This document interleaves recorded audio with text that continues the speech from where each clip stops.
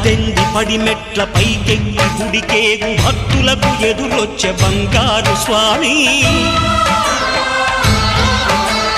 ఇరుముడులు స్పృశించి శుభమనుచు దీవించి జన బృందముల చేరే జగమేలు స్వామి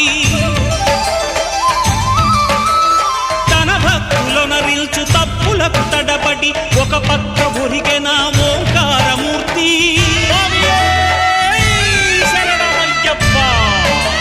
స్వాములందరూ తనకు సాయము కాగా ధీమంతుడై లేచె ఆ కన్య స్వామి